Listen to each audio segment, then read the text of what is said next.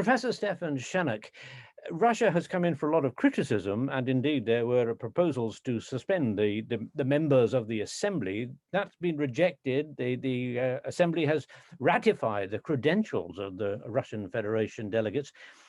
Was that the right thing to do under the circumstances? Because Russia does seem to feel it doesn't have to obey any international law. Yeah, this is my way, and I continued the way which we are walking since more than 2 years, 2.5 years. It's a stony way, and I wrote in one paragraph that my hope is not so very big, but we have no other chance than the dialogue. And hate or other things are not good in politics. We have to talk with them. We have to remind their rights, but also their duties. They have to let in our relevant rapporteurs. We have at the moment from the Assembly 5, Mrs. Owen and Mr. Schäfer as rapporteur from the Monitoring Committee, Mr. Tsingris for not Navalny, Nemtsov case, Mrs. Everstotter for political prisoners, and Mr. Mayer regarding Navalny. And the Human Rights Commissioner will start their mission on Crimea regarding the human rights. So that now this is the basic that they can fulfill their job, and the Russian Federation should be very clear. There are two red lines. One red line is not to let in our rapporteurs, and the second, not to fulfill the judgment of the Human Rights Court. On top of that, I gather that the Council of Europe School of Political Studies is still listed in Russia as an undesirable organization. That's very strange for a member state. Yeah, it's written. Can you read in my resolution? It's done by a prosecutor, and they have to change this judgment from the prosecutor, because this is completely stupid and inacceptable.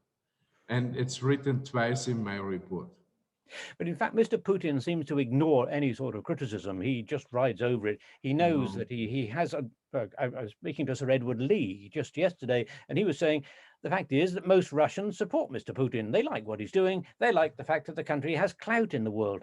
That is an argument. It's hard to overcome. No. The opposition in Russia is growing. The NGOs are growing under heavy circumstances they are living. And the next thing, you never should forget that we gave the Russians the credentials back, so we accept, we ratified. For nearly 200 million Russian citizens, the door to the European Human Rights Court is still open. And this is one of the most important things if we look to the situation in Russia. But in fact, as I say, Putin seems to be ignoring all of this. And just today, apparently, they've warned the TikTok and various other social media sites to stop repeating the videos sent to them by people taking part in the demonstrations, because this will encourage young people to demonstrate, which is against the law. How can you that's just ridiculous. No, but the reaction will be that he will see that it's growing and growing. We see this in the LGBT scene in Russia, which is totally under pressure. And the movie from Conchita is the most downloaded movie in whole Russia. So this is a kind of silent protest. And we should not misunderstand the power of such silent protest. And by the way, also a lot of famous and important human rights defenders wrote us a letter and signed, name by name, a lot of them. Don't go in conflict. Please let the Russian delegation stay in the Council of Europe. That helps for our work as human rights defenders, and we should also listen to them. because they are under fire. For me, it's nice I'm sitting here in the Hofburg, yeah, and no policeman will catch me and take handcuffs.